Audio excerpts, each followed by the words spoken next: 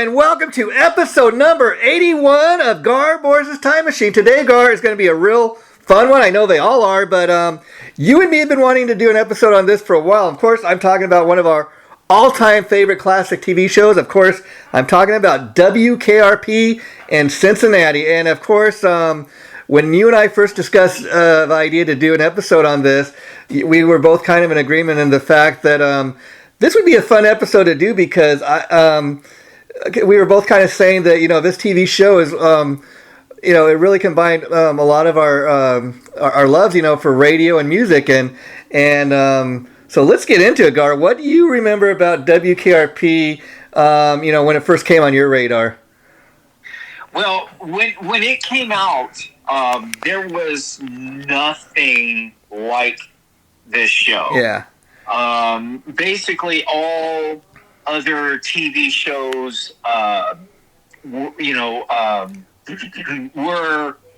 I guess targeted more towards the because this used to exist back in the 70s. Sure. It still exists now, but to a much lesser degree. But back in the 70s, most mainstream or mainstream TV was targeted towards a short hair audience. Yeah. And nothing existed on TV that was for the long hair audience. That's true. And in the 70s, yeah, long hair was looked down upon, and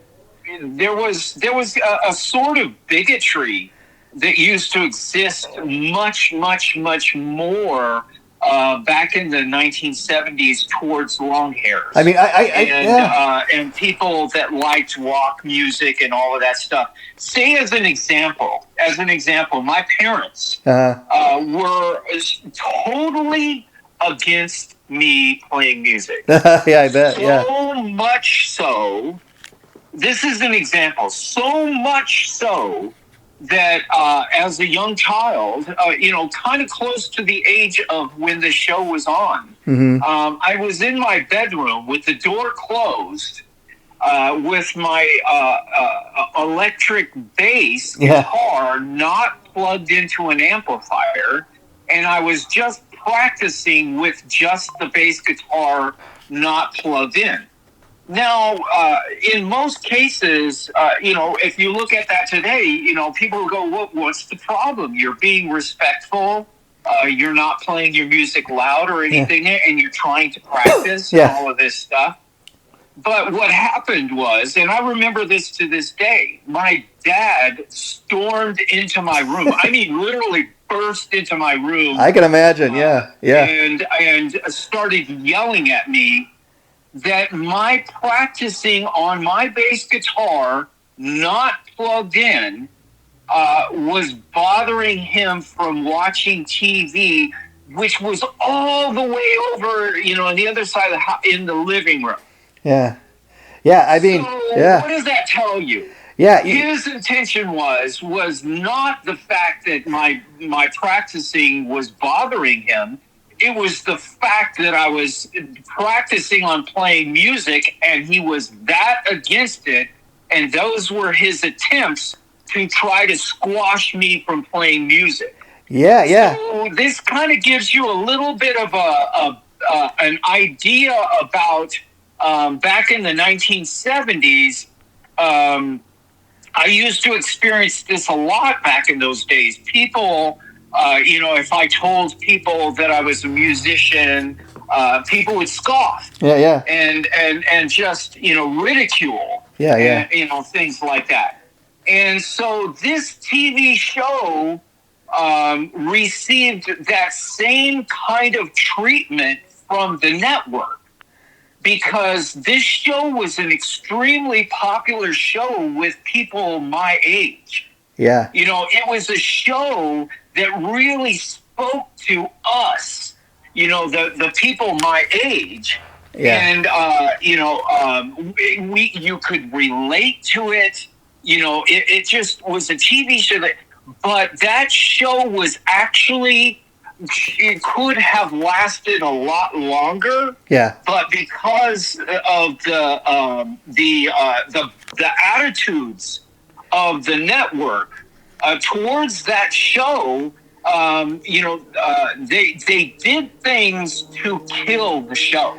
Yeah, and there's another TV show decades later that became really popular that experienced the same kind of treatment from the network. Extremely popular show, actually a show that really helped Fox get on the map, because this show was on Fox when Fox was brand new, and it changed from Channel 11 KTT TV to Fox Network. And so this was one of their first really successful shows. But the network was had that same kind of attitude towards Married with Children. Oh, yes. That they killed that show, and they treated that show extremely badly. And if you look back, at interviews with the people on the show and everything, talking about how badly the network treated them. The network treated them like the bastard child. And that's exactly what WKRP was experiencing at that time, that CBS was treating WKRP as a bastard child. Yeah. Now, the reason why, it becomes really clear is because finally, when the show was canceled after 4 seasons and it went into reruns, it lasted another 10 seasons in reruns as an extremely popular show in reruns. You're so right. If the show was not embraced by the public like that, then that show would not have received that kind of success in reruns. Yeah. You're so right. And Gar, probably you make a lot of great points as far as the long hairs.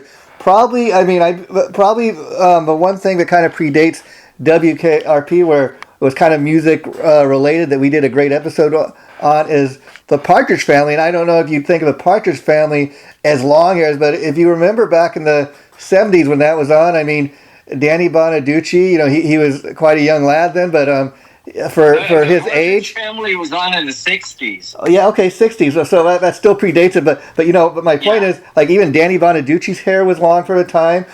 Even David Cassidy, his hair went a little down past his neck, and that was considered long. So there were in the 60s, if your hair touched your collar, and if you were wearing a collared shirt, that was considered long hair. The first edition of the Beatles was considered long hair back in the early 60s. They called them the mop tops. I remember that, and so to just kind of give people a little bit of more information on this and the time frame, WKRP in Cincinnati was an American TV sitcom that aired on CBS Television from September 18th, 1978 to April 21st, 1982, for a total of 90 episodes. And now, a quick little fun fact here, Gar, I learned is while the show aired on CBS Television, the opening of the opening credits, where the song is,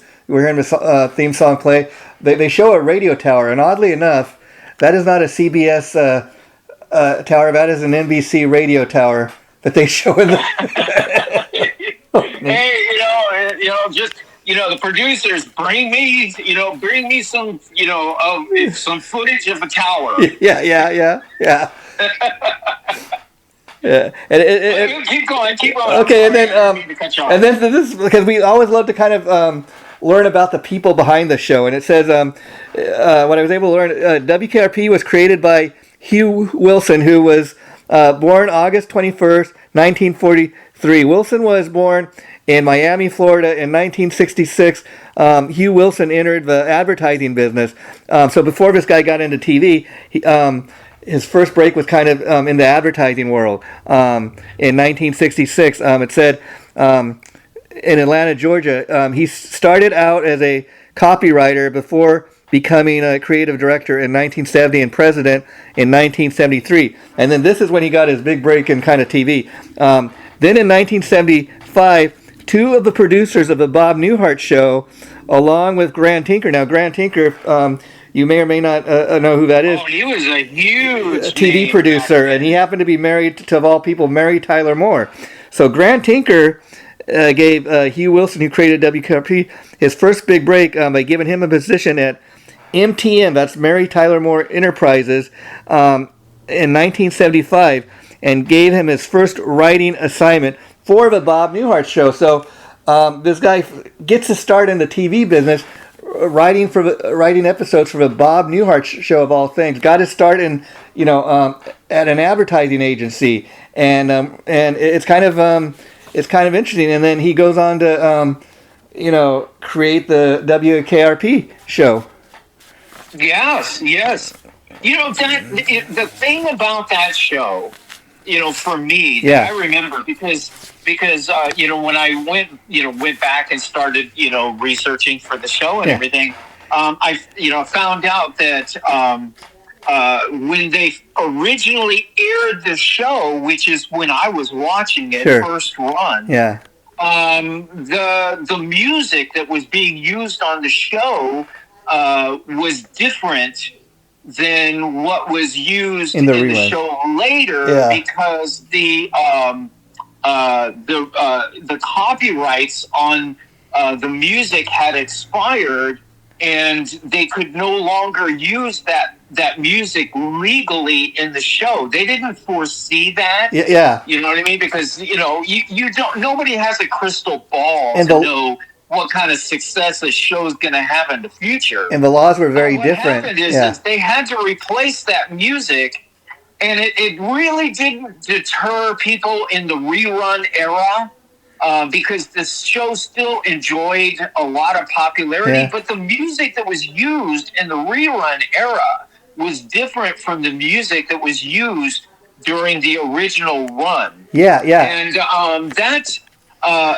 that was one of those things that I remember in the original run, that the music was, it spoke to me. It was what I was listening to on the radio at that time. And Gar, it was everything that I was embracing as a young high school, say just a little bit past high school or post high school age. You know what I mean? Young adults. And talk about being a young. So it was just one of those shows that if you were my age and you were doing the same things that I was doing, which was most of everybody else that I was going to school with and hanging around with that time, that's what everybody else was. It was the soundtrack of their lives. Sure. Gar. And now, we kind of learned that there was a little bit of a fiasco. But man, that music in the first run. I remember hearing Pink Floyd, "Dark Side of the Moon" on the show.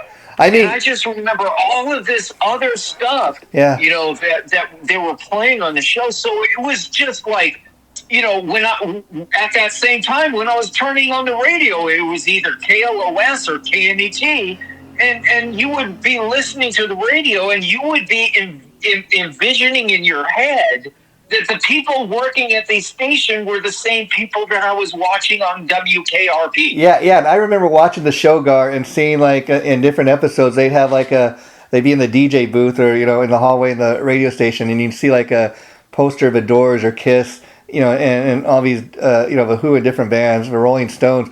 And I'm those are all the bands that I love and I listen to. And, you make a couple great points, because the music licensing was a big deal. It caused a lot of trouble for the show, to the point that, we don't think about these things. And like you said, the law is very different now from when the show was made back in the 70s and early 80s. But it created a huge problem. It was a lot more lax back then. Yeah, it created a huge problem when it came time to releasing the different seasons on DVD, and that's exactly what they had to do. They had to, somebody had to go back into the studio, and as they're, transferring it to DVD and getting ready to release it on DVD and all that, they had to put different songs, on the DVD version. And again, I'm a diehard WKRP fan, but I don't think I'm so diehard that I've memorized every song, the exact playlist throughout every episode. But apparently there were some people, when they went and bought the DVD, they kind of picked up, wait a minute. It's different music. This is different music than what was on the it's TV. The purists that have the problem with it. Yeah. You know what I mean? Yeah. And with anything, there's always going to be the purists. And then, you know what I mean? Yeah, another cool aspect of the show, I guess, was that they were able to use, one of the songs they used a lot in many of the episodes, apparently, was Blondie's Heart of Glass, which is and apparently appearing on, in different episodes of WKRP had such an impact that helped that song become the huge hit that it would go on to become. Oh, absolutely. The TV show with music was kind of in a different way having the same effect that an actual radio station had when the radio station was, started playing a new song. And I'm sure that becomes popular. So, but the thing is WKRP was a TV show that was being broadcast clear across the United States, which is like a much, much larger audience to, for a band like Blondie to reach. And even, what I mean? So, it's just, I guarantee you, when they were creating WKRP and they were envisioning it and everything before it ever became, they never in their wildest dreams would have it ever crossed their mind that the show was going to have those kind of residual effects. Yeah, and like we said, like here too in 2025, you can go on YouTube also and find old episodes, which is a pretty cool thing to do, which, that takes it, not just across the United States now, that takes it worldwide. People are able to kind of even accidentally discover it that weren't even aware of a show back in the 1970s when it was on, Yes, and it's just, it always kind of boggles my mind when something unexpected happens. Yeah, and winds up happening. That's really wonderful. Yeah. You know what I mean? Because something unexpected can happen. It can be really bad too. Yeah. But it's really nice when something unexpected happens and it's wonderful. Yeah, and let's talk about some of the cast and the characters on the show. I mean, you're talking about being a young man at the time, Gar, and let's be honest. Probably one of my favorite characters, and I think every young man's a wet dream had to have been Loni Anderson, a.k.a. Jennifer Marlowe, the sexy, hot, rich receptionist. She was sexy, but she was dignified. I mean, I think she was in the early 80s, she was every young man's wet dream, if you know what I mean. Yeah, but for me, I was much more attracted to Bailey. Okay, yeah. You know what I mean? Honestly, Bailey had that girl next door attractiveness. Okay. You know what I mean? Which to me is much more appealing. I hope anyone from the audience doesn't get offended from this. Hey, Gar. Because the only thing I can speak of is my own personal preference. Gar, different strokes for different folks, buddy. Hold on. Yeah. I personally prefer the low maintenance girl, Jan's character. Okay. Just Loni Anderson's character just gave me the high maintenance impression. Okay. And, wow. I don't want to offend anybody. No. Because that's me doing a stereotype just from a look and everything like that. But you really have to appreciate Loni Anderson, what she demanded to do with that role. Yeah. She refused to play the dumb blonde. Yeah, exactly. In fact, what I learned in doing the research for today's episode that I had, because let's be honest, Gar, like a lot of people, I wasn't really aware of Loni Anderson until she came on the scene in WKRP. But apparently, she was a struggling actress like a lot of people for years, and this was her first big break. But apparently, for most of her career, when she would go on auditions, I guess she was a brunette for most of her life, and then it was this one show WKRP when she auditioned. They told her the character we want to be blonde, and she kind of she had second thoughts if she wanted to dye her hair or not, but I guess she wanted the part bad enough that she said, okay, well, I'll dye my hair blonde, but she kind of gave those demands, like you said, that I'm not going to play the stereotypical sexy blonde, dumb blonde. I want to be, I want the character to have some sophistication, and she presented herself not just kind of, and let's be honest, all the other guys on the TV show, like Herb Tarlick and all the other guys are always kind of, gawking at her and saying how hot she looked, but at the same time they took her very serious. You know what I mean? They respected her. Well, but, that's, see, the 70s was a very different time, and for her doing that was a revolutionary act. Yeah. You know what I mean? And the only way to really understand that is to be back in the late 70s when all of this was happening. Uh-huh. Because on TV, it was all about stereotypes at that time. And it's interesting. And immediately, if someone saw a blonde, immediately dumb blonde went into people's heads. Yeah. And that doesn't exist now. Yeah, blonde is, we poke fun at it because it all that, but people do not look at a blonde and immediately think dumb blonde. No. But back in 1978, that was how it was. Yeah. You know what I mean? Another great kind of example of that is if you look on the history of one of our favorite TV shows that we've done an episode on, I'm of course talking about Three's Company.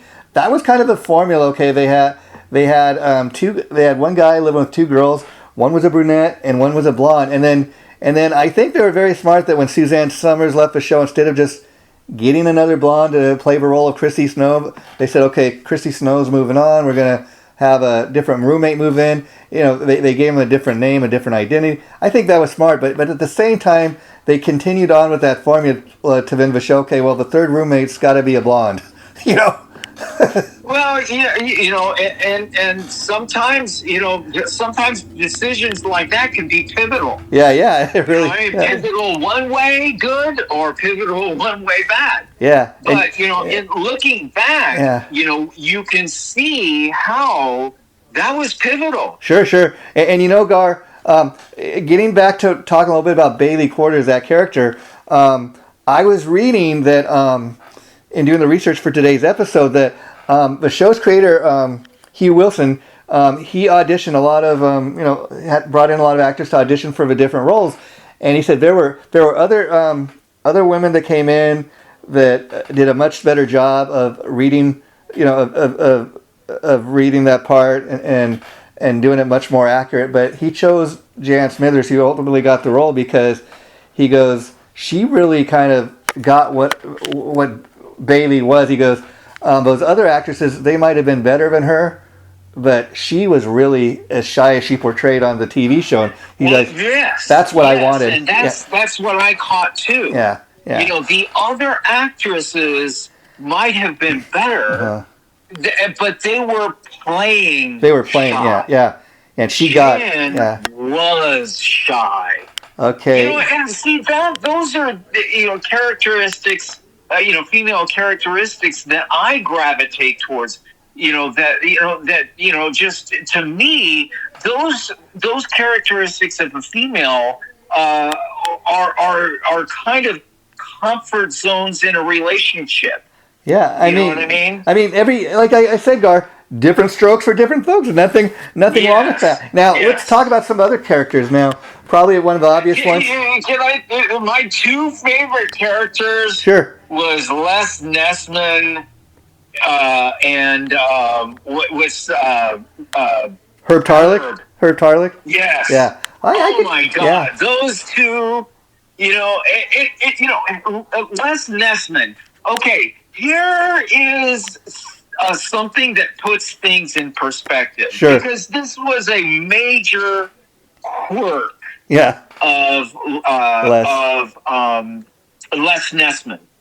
Okay, what Les Nessman did that was so funny. He was working there, but he didn't have an office. Yeah, I know where you're going. Yes, he felt that he should have an office. Uh-huh. You know what I mean? For his own personal self-respect. Sure. He felt that he should have an office. So he took masking tape and taped it on the ground around his desk, creating a kind of a fictional office for himself. In fact, he started calling it his... And the thing is this was on WKRP way before they started doing cuticles in offices. Yeah, and in fact... see what I'm saying? This was years and years before they started creating those cuticles. But this is the actual predecessor to Office Space cuticles. Yeah. What he was doing on there. Yeah, Because on the show you were supposed to visualize that those were walls. Yeah. And on the show, one of the quirks, the funny quirks, you actually had to act like you were opening the door and walking into his office. Yeah. In fact, that was so funny the first time I saw that because it was so weird. Yeah, you know what I mean? It was so that character. And it was so perfect. You don't realize at the time. It was really funny at that time. You don't realize at the time that it became one of those things, little silly little quirks, that it's like Fred Sanford saying, "Oh my God, this is a big one. I'm coming to join you, honey."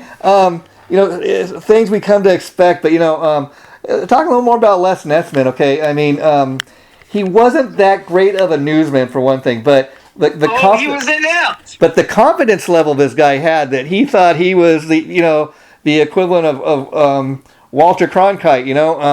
He really did not have a clue how bad he was, and at the same time, for being such a bad newsman. At the same time, he was the only newsman the radio station had, and that might have something to do with the fact that they were probably very low budget, Yes.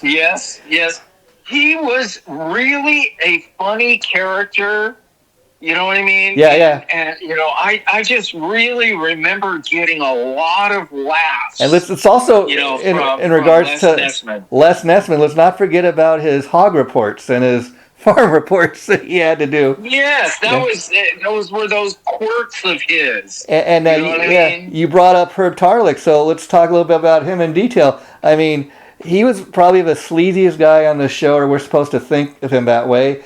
He didn't have too many ethics.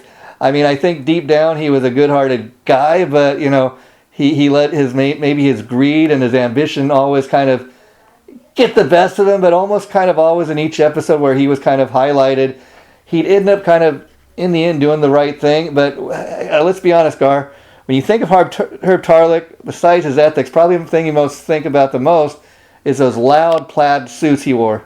Oh, my Checkered suits. Yeah, and again, him doing that on that show, wearing those loud plaid suits. Yeah. That was just super sauce thrown into that show. Yeah. You know what I mean? It just created a character that the audience really just embraced as a funny character on the show. Yeah. It really did. And then his interactions with the station's bumbling idiot manager Arthur Carlson, Herb would always try to be getting on, kissing his ass and get on his good side, and he tried to always get Mr. Carlson, to do things his way, and in kind of an effort to do that and show respect to Mr. Carlson, he would refer to him as the big guy, and Mr. Carlson would refer to and the little guy. Herb as the little guy. Yeah. Yeah. It's just those guys just did such a great job with their character that in hindsight you look back, you just totally understand why they got the gig. Yeah, you know what I mean? Yeah, I think it all just speaks that they made the right choices with virtually every one of those characters. I think like a lot of those, every one of them, they got it right. I think like a lot of the shows. Now let me talk about Johnny Fever. Yes. Because as a young guy in your late teens / early 20s, Johnny Fever stood. I mean, was the example of cool back then. No argument. Oh my God! When back in the height of popularity of radio, sure, it was just the most common thing to do to visualize when you're listening to the radio and you're listening to the DJ speak. What you always wound up doing was visualizing from the sound of their voice what they look like. Yeah, in fact... But you have no idea what the DJ looks like. And people have forgotten that aspect of radio. In fact, you know what I mean? There's this famous line... That's what everybody did back in those days. You would listen to the radio and have no idea what the person looked like, but you would visualize in your mind what the DJ looked like. And because their voice sounded so cool, in your mind, all your visualizations were all of somebody that's cool, what that cool person's features would look like and everything. And then it was really common back then when you finally got a chance to see what the DJ looked like, you were always shocked because what they actually looked like was completely different than what you were visualizing in your mind. In fact, listeners that listen to this show, The Time Machine, know exactly what I'm talking about. In fact, Gar, a famous line that was kind of created back then in reference to what you're talking about is you often hear people would say, people that we'd often hear on the radio, and I'm going to go down a list right now, that guy's got the perfect radio voice. I'm talking about, when we were growing up, Gar, like DJs at the time were huge. I mean, I remember listening to guys, like I said, I mentioned Casey Kasem, Rick Dees, Jay Thomas. I'm talking about people, in the Los Angeles area, where at least where we grew up. Wolfman Jack back in the day, and let's not forget, in reference to Wolfman Jack, who sadly, passed on about 10 or 15 years ago.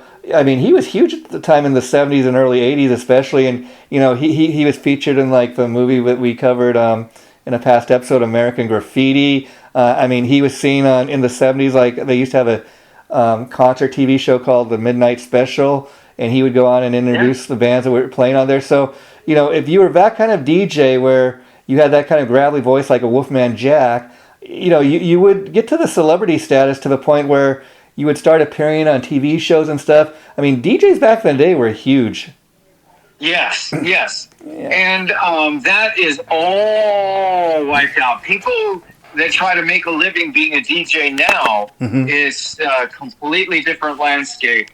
You know what I mean? And but this is, it's really neat about this show because now this show becomes gives life to that what radio was like back in the late 70s for future generations. Anybody that wants to experience this show will not just get a bunch of laughs and really enjoy the show, but watching it now, if you've never experienced it, you'll get a chance to see what radio was like, way back at that time when radio was at the height of its popularity. And Gar, a thing that we often learn in doing these episodes that so often like the shows we talk about are kind of based on somebody's real life. I mean, you might be wondering, in regards to Hugh Wilson, the creator of a show, okay, why did he create this show on a radio station? Apparently, it was kind of based on somewhat on his actual life, because it says WKRP was of course centered around the staff at a struggling AM radio station, and show creator Hugh Wilson based the show, get this, Gar, on his actual own experience of working as an advertising sales rep at a top radio station, WQX in Atlanta. So I'm wondering, so again, he based this probably on his working at the radio station as an advertising sales rep. I wonder if Herb Tarlick was at all based on his life in the advertising business. Well, we can only speculate. Yeah. You know what I mean? Yeah. But, I hope we have a chance to fit in the turkey drop. Okay, yeah. Well, if you want to talk about that now. That is one of the most famous episodes of the entire of all WKRP. Yeah.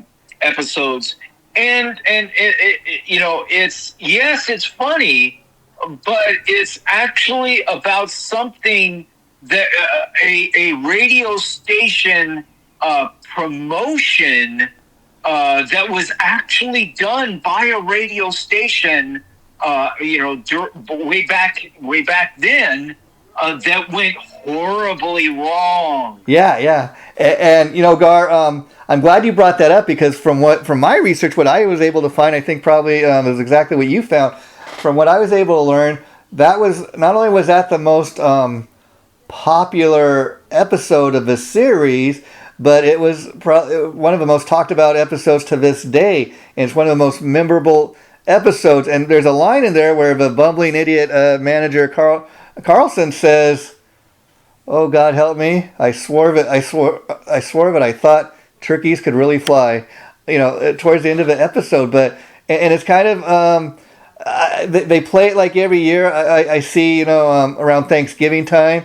When to this day, people have forgotten the show, but that episode and the turkey drop still lives on. Yeah, and again, it's one of those things that kind of they probably didn't set out to do. They probably thought this would be kind of a neat, fun thing to do for a Thanksgiving episode, and it's not your typical sitting around the the family. No, it's not your typical storyline. That's for sure. And okay, so let's talk a little bit more about some of the characters, Gar. Like we touched a little bit on Arthur Carlson.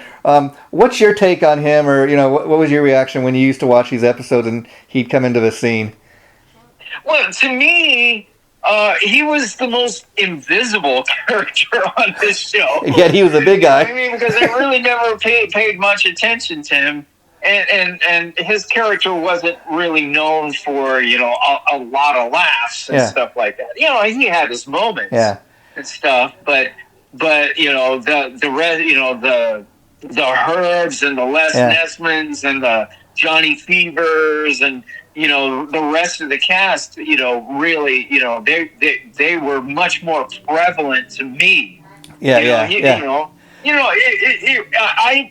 have to, look at it through the lens of a guy that's in his early 20s or his late teens. Well, yeah. Are you gonna, it was a generational kind of thing, where I much more embraced and gravitated towards the characters that would be embraced by my generation. Yeah. The one thing I did love about Mr. Carlson was, okay, he's supposed to be a middle-aged man when the show's on, like in his 50s, maybe late 50s, early 60s, and he's married, he's got a son, but a lot of times when we see him in the scenes, he'll be in his office, and he'll be playing around with a fishing pole, or he'll be playing around with an electric train. For a middle-aged man, he's got a lot of toys and he acts a lot more, I guess immature is a word, than maybe for his age. But that's kind of, I think, one of the enduring things about that character. Yeah, And then now, let's get into Venus Flytrap. He's kind of a soothed, kind of funky nighttime DJ of soul. That's how he's kind of portrayed. And then I also learned in doing the research, which I remember seeing when I watched the show, but I kind of forgot about his kind of backstory. That he has previous experience as a disc jockey, but he actually, how he comes to work at the station is he was friends with Andy Travis, the program manager previously. But his backstory is also that he was, not only is he a Vietnam vet, but he was a deserter. A deserter. Yeah. Yes. And that was very controversial at the time. Yeah. That's what I was getting ready to say, because the Vietnam War in itself was a controversial topic at the time, but the fact a lot of people did not have a lot of love for somebody who they maybe thought was a deserter, but in spite of that, the character was loved, which I thought was kind of amazing what they were able to accomplish with that. Well, and I think that not Lesson, but Johnny Fever,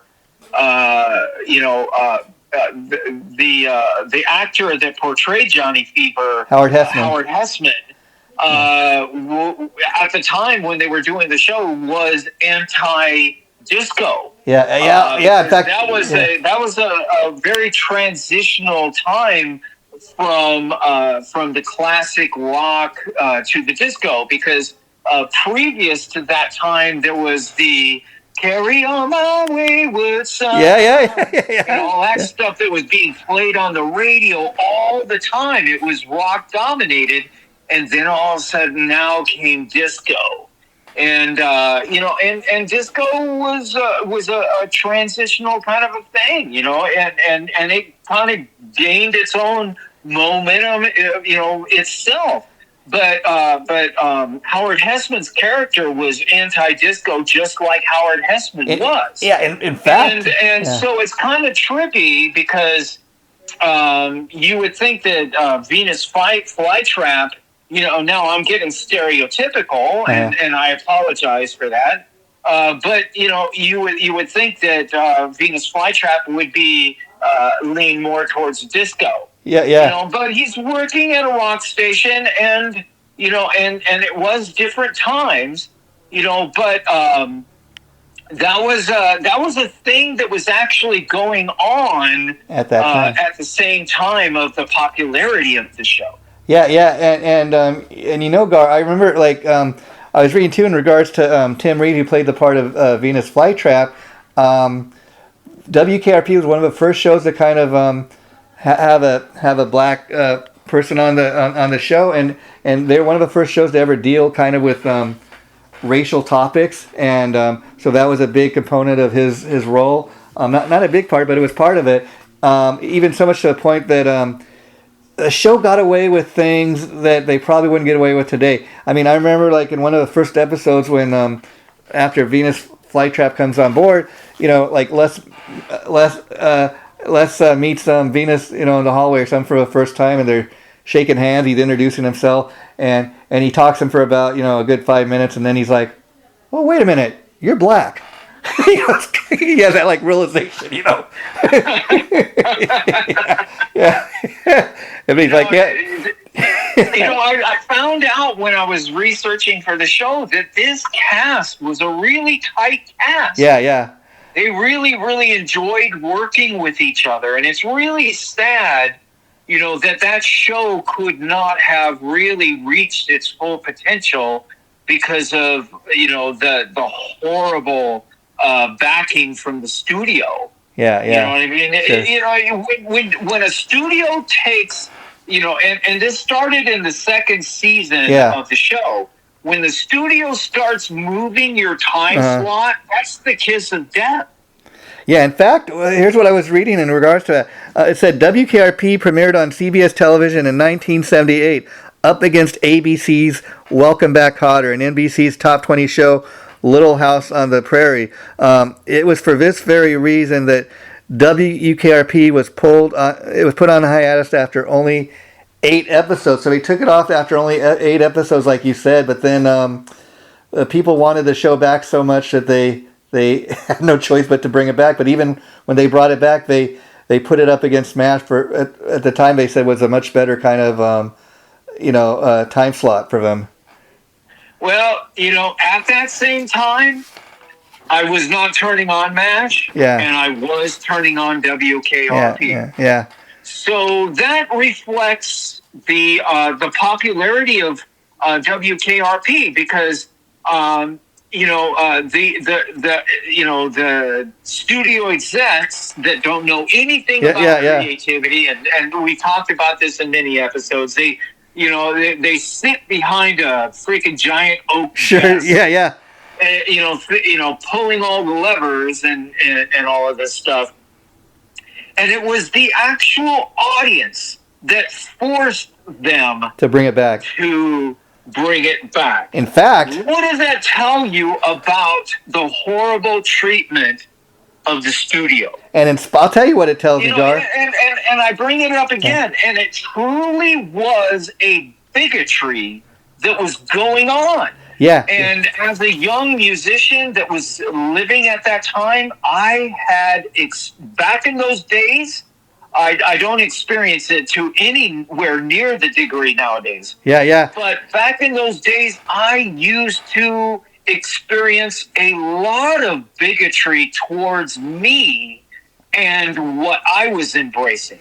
Yeah, the musician and the long hair and all of that stuff. Hey, let me ask you, Gar. That was a true thing that was going on back then.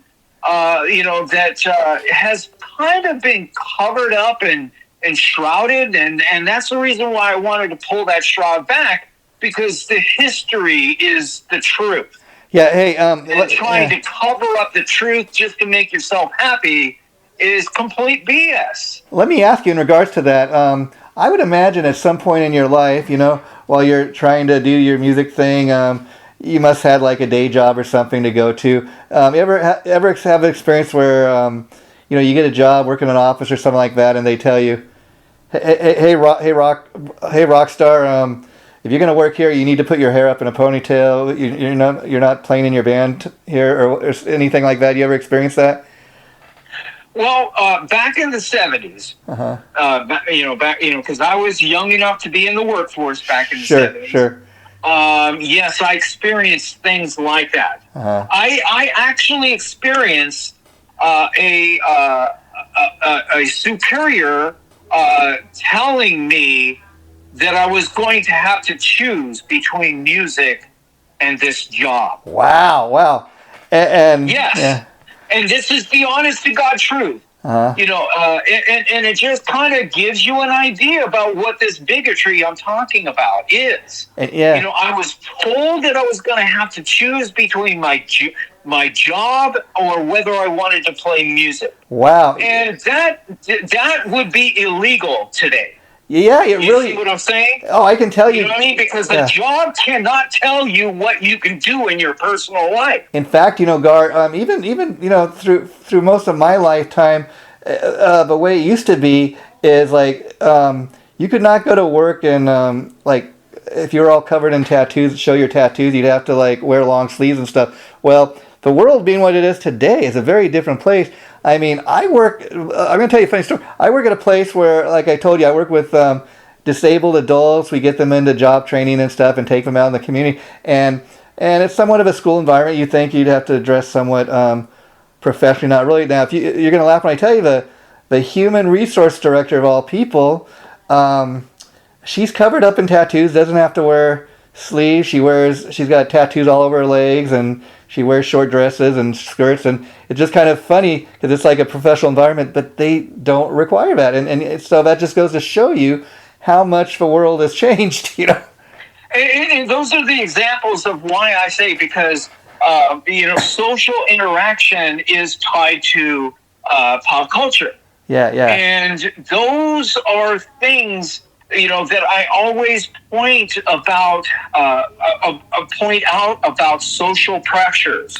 Yeah. Because what is socially acceptable in one decade can be completely and totally unacceptable in another decade. Sure. And that is how fickle society is. And people never pay attention to this. But when you compare what was socially acceptable in the 70s to what was socially acceptable in the 80s to what was socially acceptable and keep going on and on each decade, you will see these changes where at one time you can actually be jailed for something, and then in another decade, it's the norm and is completely accepted by society. Yeah, I mean, that's kind of, So fashion. what does that tell you? Yeah, I mean, people telling you how you should think, or people telling you what you should. Those are that's called social pressure. Sure. What happens is society decides to make those changes. Yeah. Not a particular person or not a particular group. Society as a whole decides what is acceptable and what is not acceptable.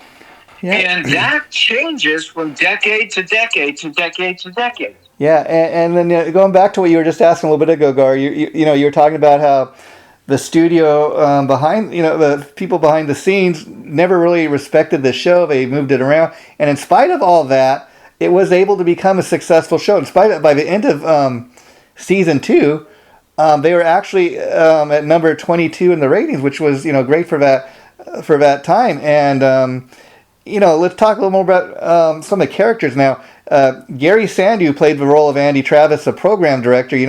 He comes on board like in the first episode from, and he takes over and he's like, okay, because they're like a failing AM station. And he's like, okay, we're gonna change things around here. We're gonna play rock and roll, which that in itself was quite controversial. I remember in that episode, oh no, rock and roll. Kind of like what you're saying.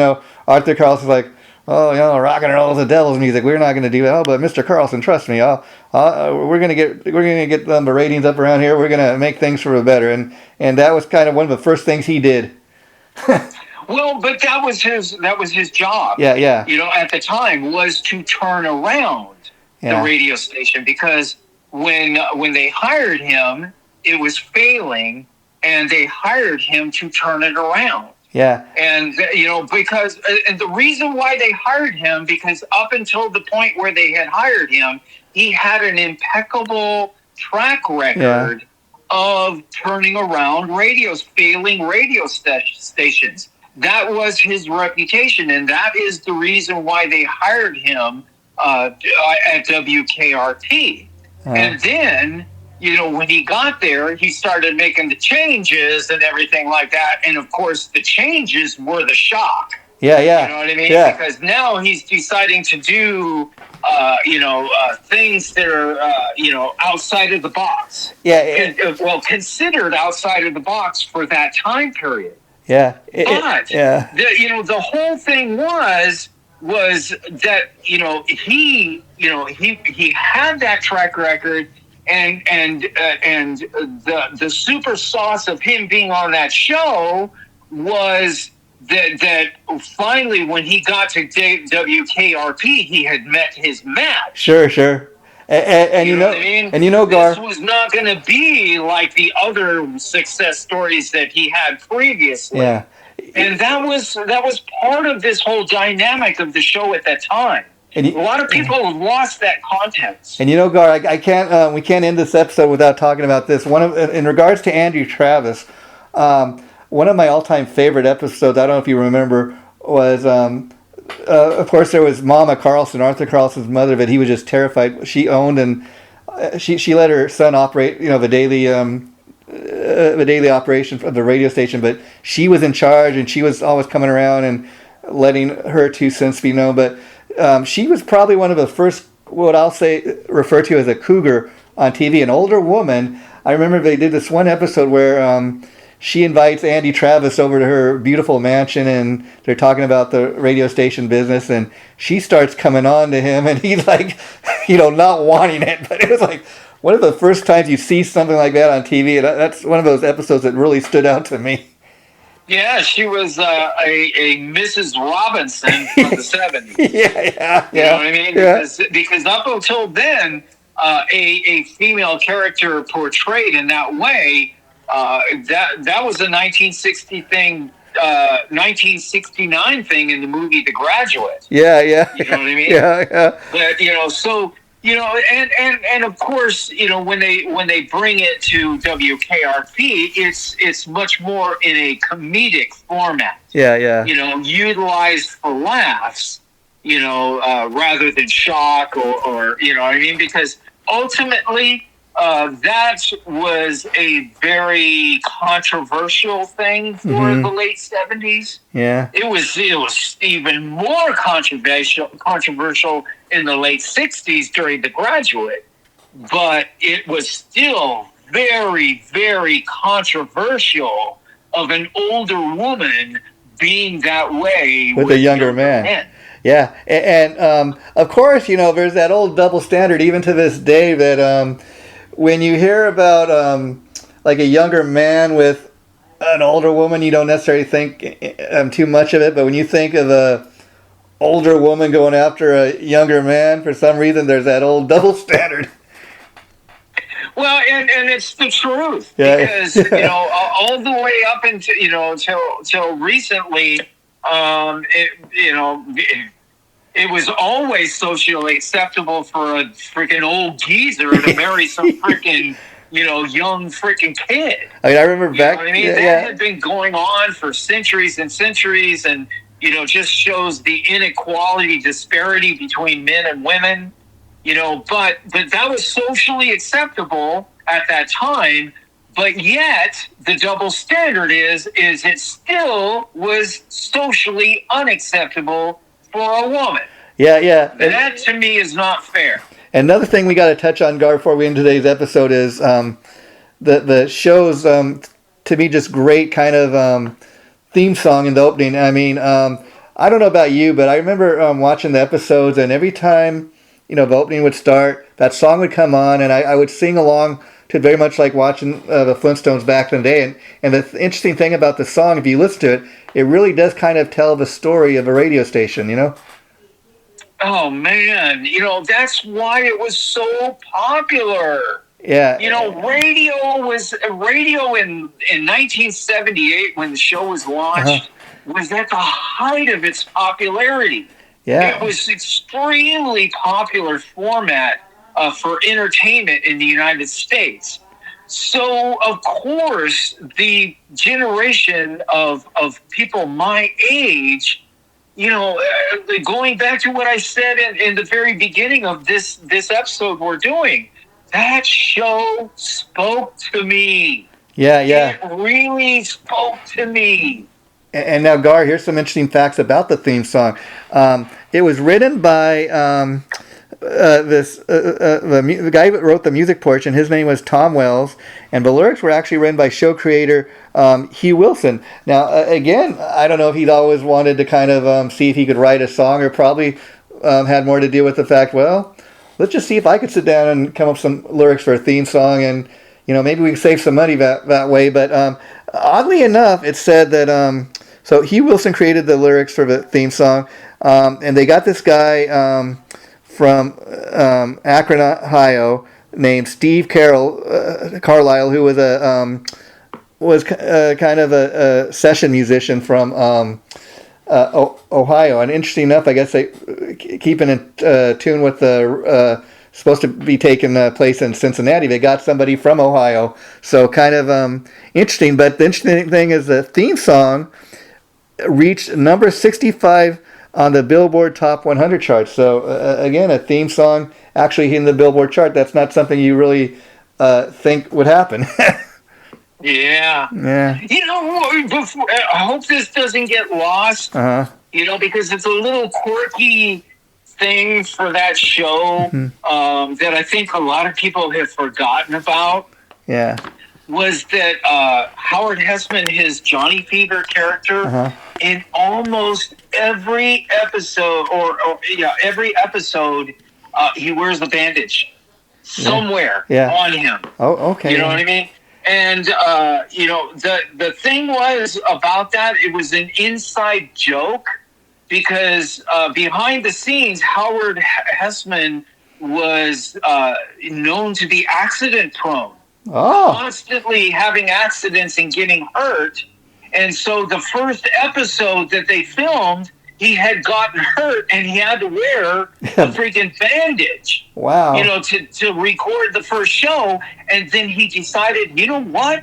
Let's make this a little quirk for my character. Mm-hmm. And so they continued it on, and virtually almost every episode he has some kind of bandage somewhere on his body. Yeah, and the thing with Johnny Fever is he's kind of a former, spaced out hippie from the 1960s and all that. And you brought up a very good point about he's supposed to be anti-disco. But I don't know if you recall, Gar, they did an episode where he actually kind of became the disco king. He got the opportunity to do this disco TV show, and he becomes the host. And he actually ends up becoming so enamored in it that he's wearing the flashy disco clothes, and he's really kind of, taking it to the extreme, to the point that everybody else around is, hey, Johnny, getting a little too much into the disco here. You might want to back off. Well, it's nice to see that he grew as a human being. Yeah. You know what I mean? Yeah. Because, having those kind of cut and dry, it's, rock and roll or death or, that kind of stuff. That's, to me, taking those kind of stances are too hardcore. Oh, sure. You know what I mean? So it's nice to see that he can grow as a human being. And the final thing, Gar, before we do wrap it up today, I will say in closing, all these people that we talked about, these actors, okay, first of all, 3 of them have passed away. The first to pass away, of course, was Gordon Jump, who played the lovable Mr. Carlson. He died of cancer a number of years ago. And after WKRP went off the air, I know probably the next thing he did that he was kind of known for was, you remember the sitcom they had with Kirk Cameron back in the 80s, Growing Pains. He played the Full House. No, Growing Pains. Growing Pains. That's right. Growing Pains. He played the grandpa on that show. He wasn't in every episode, but I remember that. Yeah, and then Howard Hessman also a couple years ago recently passed away, but he was probably I dare say the most successful of everybody from that show, because after that show ended, WKRP, the next thing he went on to do was he was for the last couple seasons on One Day at a Time as Bonnie Franklin's husband. Well, that show catapulted him and Loni Anderson into stratospheric stardom. Yeah. You know what I mean? Yeah. And then it launched both of them into stratospheric stardom. And I was also going to say, in regards to Howard Hessman, he, as I said, next thing he did was he appeared on the last couple seasons of One Day at a Time. And then a couple years later after that, I think around 86 or 87, I can't remember exactly, he had that show where he was a school teacher. Yes, that was a popular show too. Head of the Class, and it was kind of thought of at the time as a modern day Welcome Back Kotter, So he was quite successful. And then Tim Reed, who played Venus Flytrap, after WKRP, probably the main thing he did was for a few years he appeared on the TV show Simon and Simon as a police commissioner. But I dare say all these people we're talking about, they did go on and do other things, but this is what they'll always be remembered for. He'll be more remembered as Johnny Fever than Charlie Moore on Head of the Class. That's just my thoughts. I could not concur any more, dude. Yeah, you hit the head of the nail on that one. Yeah, but it showed, like Howard Hessman too, that he was more than a one-trick pony. Fact that he played on One Day at a Time and Head of a Class, it showed that he could do different parts. Yes, yeah. Yes. And for me, unfortunately, I was so locked into his Johnny Fever character that, when I saw his character as a school teacher, I just couldn't. You know what I mean? Yeah. I got you. And you know what I mean? I just loved his Johnny Fever character so much. And then finally, we got to mention the fact that about 2 or 3 years ago now, Frank Bonner, of course, played the sinister Herb Tarlick that we all know and loved. He passed away, I think, from cancer too. And so 3 of them have passed away. The rest are still here. And it's kind of sad because the older we get, Gar, as these people start to pass away, you realize just how big of a part of your life. I mean, I remember a couple years ago when Howard Hessman and Frank Bonner died. Oh my God, Johnny Fever, Herb Tarlick. Oh my God, I remember watching those guys on TV. Les Nessman and he's still alive, believe it or not. Yeah. Oh my God, that masking tape around his desk was sheer genius. It was, I mean, you have no idea how him doing that in the TV show, nobody had ever done anything like that. No, and it was a very subtle. Never created a character with those kind of quirks and everything like that. So when you saw that for the first time, it was hilarious. Yeah, and it was a very subtle thing. I remember a couple of episodes like where Andy would be talking to Les at his desk or something, and then he'd kind of realize, he'd say, Andy, you look at him and, oh, I'm sorry, Les. Okay, let me knock on the wall. Let me open the door. Let me come on in. He would have a problem if people wouldn't treat his office like an office. Yeah, and again, he's a guy that so great. That's genius, dude. Yeah, he's a guy who really didn't have a clue. Like I said, he thought he was a better newsman than he was, but I love the fact that somebody like that could have that confidence, not really have a clue. But that's what made his character so funny, is that, that confidence. Yeah. And it's one of those shows, too, where the cast, in each, interesting enough, what I could say is, there was not really one star, but they all brought something to the show. And it was, I think part of the reason probably they got along so well is, you never seen in any of the episodes, different characters were highlighted in different episodes, but it was not all about it was all. They didn't have the star of the show. They were all stars. They all brought something to it. Yes. And that is the beauty of an ensemble. Yeah, and that's why. Let me ask you, Gar. Do you remember in the early '90s, they brought WKRP back, and they brought it back with Carlson and Herb Tarlick and Les Nessman, but others for whatever reason didn't choose to come back. They got other people to take over their parts. And it only lasted for a season or two. Because like anything, we want the original. It's like, that's different. That's not my version of the show. Did you ever catch any of those new episodes, and what were your thoughts on it? No, I didn't. Times had changed by the time they tried to resurrect it. Yeah. And that's the thing that... they don't take into account when they try to resurrect something, thinking that it's going to have, or trying to rely on the past popularity. Yeah. Is when you take it out of 1978, 79, 80, 81, because those are the years that it was on, and you fast forward to another decade.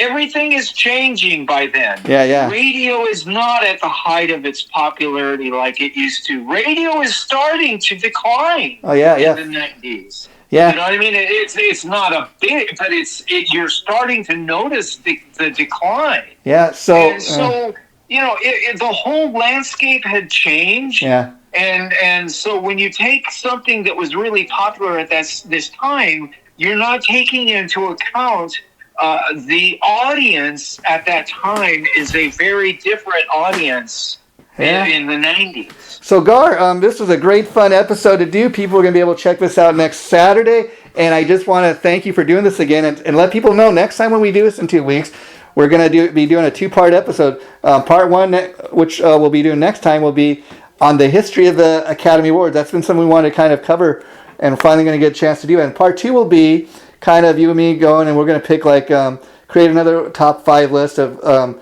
highlights throughout the history of the Academy Award that we think should be spotlighted. So that's what's coming up next. Take care, everybody. Yes.